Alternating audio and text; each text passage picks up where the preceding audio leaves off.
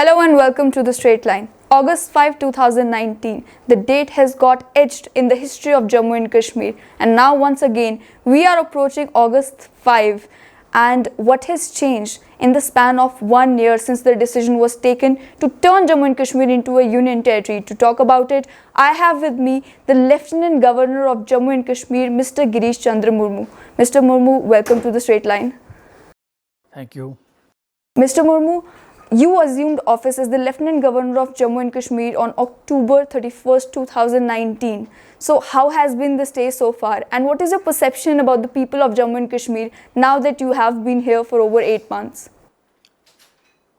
As you have rightly said, I took over on 31st October, and it has been very satisfying, as well as you can see a lot of opportunities there so far. Taking up some challenging work here, particularly which has not been done so far in a right earnest. That kind of work we are taking it up for overall growth and development of Union Territory. And people, of course, are very good here. They are forward looking.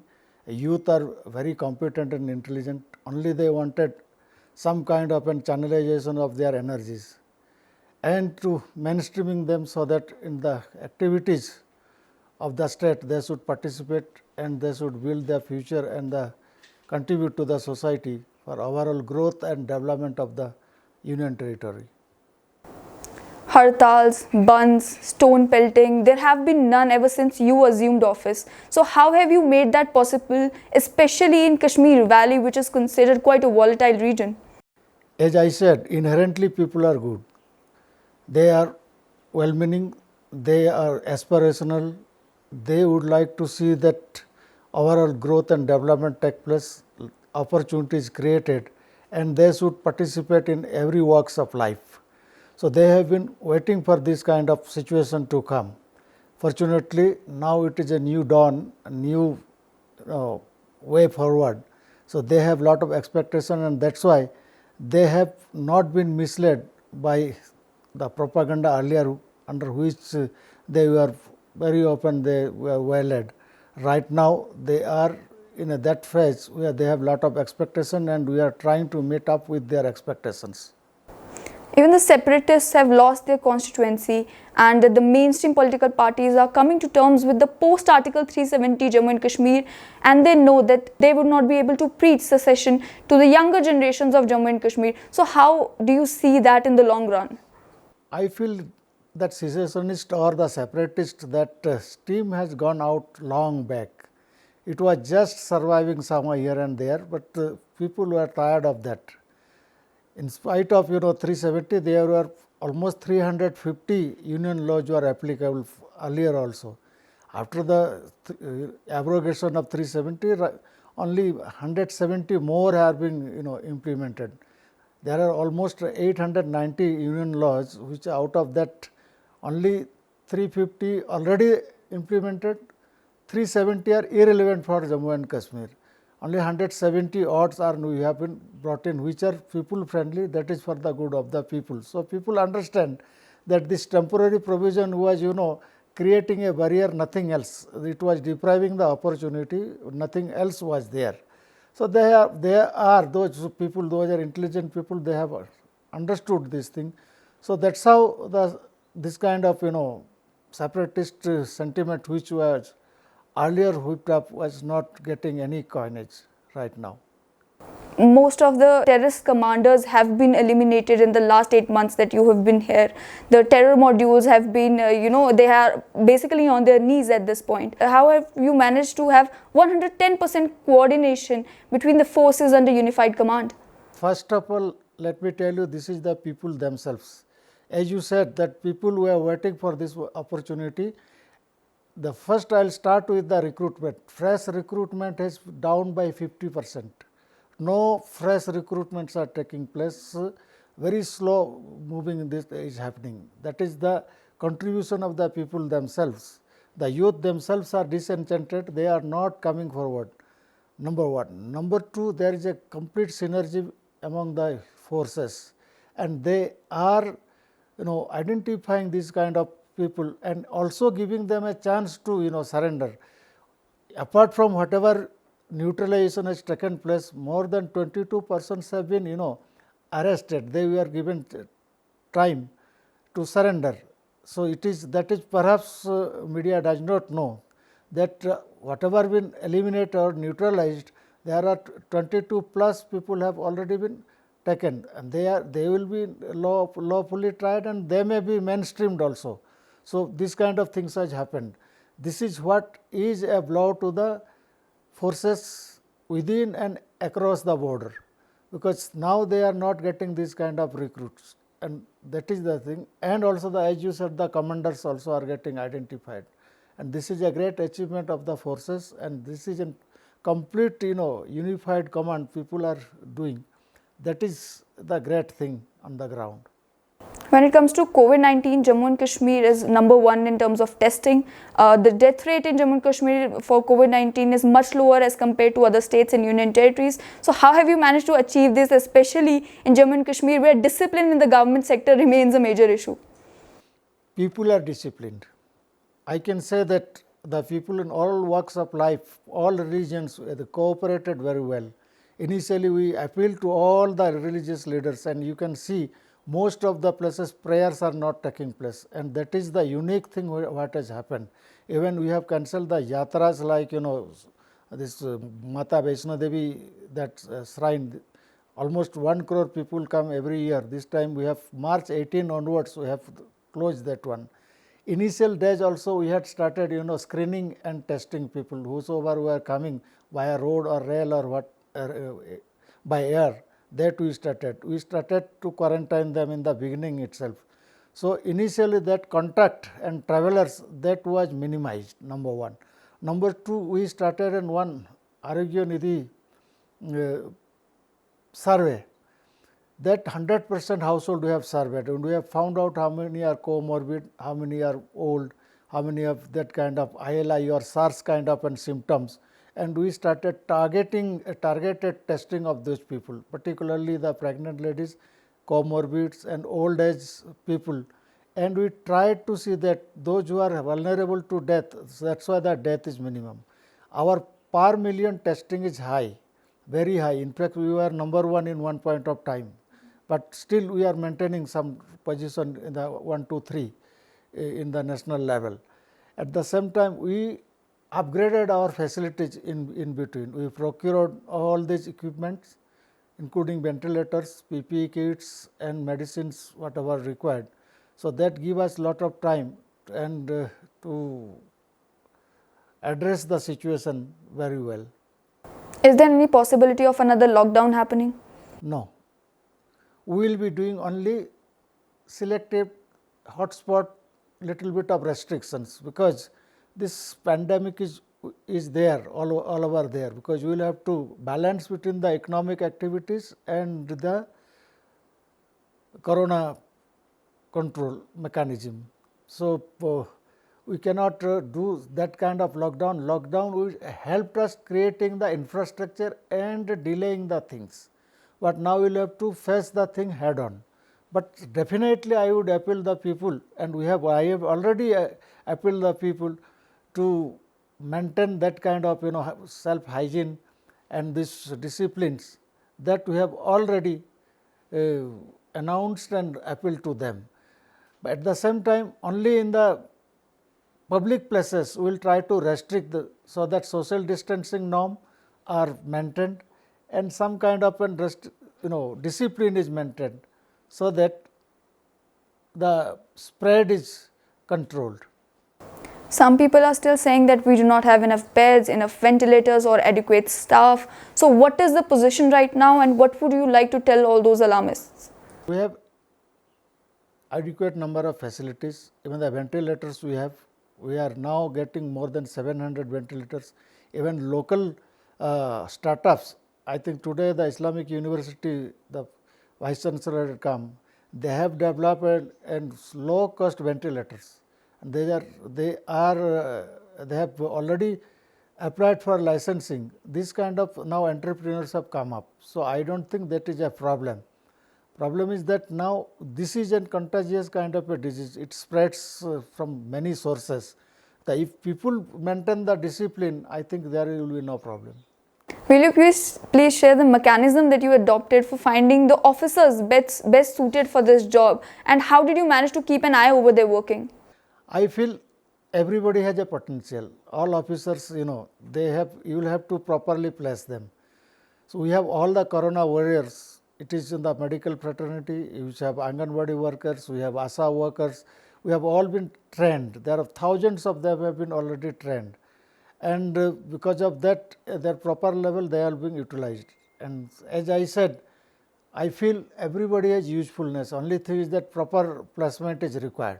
If according to the capacity and aptitude and the attitude, if you do this thing, I think everybody delivers. I don't think that anybody is so unuseful.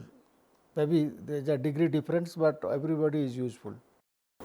In Jammu and Kashmir, we have over 1.25 lakh daily rated workers, casual workers, NYC volunteers, and the previous governments came up with SRO 520 to regularize them without even considering their mode of engagement, when the fact of the matter is that we already have over 4,90,000 government employees on the payrolls of Jammu and Kashmir government, and there are also 2.50 lakh unemployed youth waiting. So how will you manage to handle this situation? Let me tell you the first thing. One thing is that the Jammu Kashmir is overstaffed, particularly we have a large number of government employees. This all happened because there is no job opportunity. Nobody created job opportunity for the youth of the union territory or the state, you can say, because we didn't that time encourage the investment from the local youth, and we could not do that kind of ecosystem that time. We tried to come up with a maiden investor summit, but we could not do it because of this pandemic. Otherwise, we had already signed up thousands of crores of investment, so that the youth could have got this kind of opportunity, but that is not impossible. We are again will be pursuing that thing. At the same time, we have made lot of efforts for the educational opportunities as well as the training kind of a thing. We have professionalized training institutes we are bringing up. You must have heard about the CIIIT with the Tata Technologies, and 2 places we are coming up. That is almost like an very, very specialized training suitable to the industries. So immediate placement is expected from these kind of training institutions. Also, we have separated out the technical education from the normal education boards to make it a more effective and more meaningful.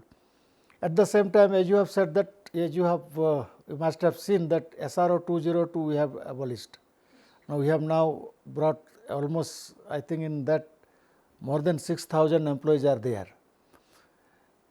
and this SRO 520 and also the daily wages, these are all ad hoc mechanism, because as opportunity was not created, everyone was given some kind of an this kind of what you call short term ad hoc kind of an arrangement. But we are working out to see that all these daily wages or the contractuals to absorb them in a systematic way. We just cannot do what others have done in over a period of time. Whatever we will be doing, it will be a concrete and it will be a very, very lasting kind of a thing. Plus, now we are going for a massive recruitment drive. Also, we are certain vacancies, and we will be creating certain vacancies, because we are going to implement 73rd and 74th constitutional amendment. That will create a job, particularly because there will be in local bodies, urban as well as rural local bodies, they will have a huge staff requirement to do their activities in meaningful way, because power devolution and decentralization will take place. So, we have thought of that all these issues will be addressed very systematically. As you said, that recruitment has begun, and Jammu and Kashmir Public Service Commission was made functional without any controversy, which used to be the norm. So how did you find these 9 officers that were suitable for the job? We have a method of search, and we see that merits as well as who will deliver, will deliver objectively and fairly. So, and accordingly, we have brought those people. We expect that there is a fair, transparent, and very, very, what you can say, the transparent method of recruitment. They will do it, so that everybody gets an equitable opportunity. There cannot be any such thing that what used to happen or that kind of situation we want to avoid. Mr. Lieutenant Governor, youngsters have a lot of expectations from your office. Can you kindly share some more details about the private sector that would have already been in Jammu and Kashmir had COVID-19 not interfered with the schedule? Yes, we will definitely encourage the youth to participate. We would like to, encourage them, train them for, self-employment, to bring up lot of startups kind of a thing, and the local level investment. There are lot of opportunity in many sectors. We have identified already 14 policies you have prepared. Now, we have not announced. That will give lot of opportunity to the local youth. They will have a lot of opportunity in all these fields, from the agriculture and food processing to electronics and other sectors. And particularly in IT sector also, we have thought of establishing 2 IT centers and 2 IT towers, one in Srinagar, one in Jammu. We have contemplated. I think work already has started. So, we are creating all round opportunities where the youth can participate and they themselves can become entrepreneurs, and they can lead others also. Also, we would like to engage them with the sports facilities. Already we have constructed around 8 indoor stadium and 11 are under progress. By August we will be completing. So, we would like to say that every district there we have indoor and other games, so that the youth can participate. Lot of talents are there. They can go national and international level, various games. I have seen very talents. So, this kind of thing also we are trying to do. Apart from employment opportunity, educational opportunities, these sports and other activities also will be promoting massively. The masterstroke has been domicile certificate though. I am told that even the so-called separatists are trying to find out how they can get one. And technical issues aside, it has been quite a smooth process so far. But there are sections who are trying to stoke fears of demography change. So how would you like to respond to that? If I have correctly understood, actually the domicile certificate was not required, because once the 370 is gone, that PRC which was earlier there is automatically gone. This domicile certificate has been brought to give some kind of a priority to the people of Union Territory. That is a filter. We are trying to say that only those who are the inhabitants there. The difference is that those inhabitants which have been deprived under the PRC regime have been given. They are not outsiders. They are living here for the now many decades, like the Gurkhas, the Valmikis, the displaced person. They are already here, but they were discriminated upon. Only they have been given this kind of opportunity, but I do not think that this is thing. That is why the separatists and others not able to find out, because this is not an anti-people kind of a thing. This is for the people of Jammu Kashmir only. We have insulated them from that kind of thing. Otherwise, once 370 is gone, is the citizens of entire India are the one. Anybody could have come, but we are giving some kind of preference to them. So, that is nothing to be afraid of. I can say that this is for the better of the people of Jammu and Kashmir only. Business fraternity across Jammu and Kashmir is expecting a revival package since they have suffered immensely. Is there anything major coming for them in Jammu and Kashmir, apart from the announcements made by Prime Minister Narendra Modi? We have already constituted a committee to see the packages announced by the Government of India, by the Prime Minister of India, how much it will be applicable and how will we be applying here, that we have already worked out. Apart from that, within the Union Territory, we have also come out with certain policies. Recently, we have announced few and more to come. See, we will have to revive our economy, so we will have to see our sectors which are functioning here. We will try to cater to their needs, so that they will be again contributing to the economy in full steam. Mr. Lieutenant Governor, train is reaching Kashmir. The 4 laning of national highway is going on at a lightning pace. A tunnel, Kazigund-Banihal tunnel, is being thrown open, and this will definitely bring Kashmir closer to the rest of the country. But what about Jammu, which is always sacrificed for the nation? Do you think, are you planning to do something through which Jammu region will get its due in the times to come? This is another mindset. There is always a divide between Jammu and Kashmir. I don't divide that kind of thing. Jammu Kashmir is one. It is one part, and the development will have to take all over. And Jammu being in the entry point, it should not be such feeling that will be a different thing. It will be an all-round development everywhere. You will see all the infrastructure coming up everywhere. All the highways, tunnels, ring roads, urban mobility, metros, everything will come in, not only in Jammu and also in Srinagar. Also in our other urban center we will be targeting different infrastructure. So it is nothing like that. We will develop even the greenfield tourism centers in various places. That is also in our master plan. And we had mobilized investors from outside also, from within also, so to encourage them. So this kind of divide should not be there. It should be an equitable development everywhere. Mr. Lieutenant Governor, would you like to say anything to the mothers and fathers of those youngsters who are picking up guns? In fact, I salute to them that they have already realized. That is why, as I said in the beginning, that there is a less recruitment. I think people have already understood that this is leading to nowhere. This is only being misled, and there is no future in this. No violence has ever solved any problem. If you participate in the mainstream, there is a solution. There is in a democratic process, there is a solution. There is equal opportunity there. So if you want to struggle, you struggle in this within the framework. That will give you the result. So there is, I feel that they have already realized. So of course, I appeal them that they should see the truth, what we mean by that. Mr. Lieutenant Governor, you have remained a silently hardworking bureaucrat from Gujarat to New Delhi. You are honest, straightforward, and a workaholic from what I hear. Is that paying off in Jammu and Kashmir, or do you consider Jammu and Kashmir to be way different from New Delhi or Gujarat? Every year the situations are different.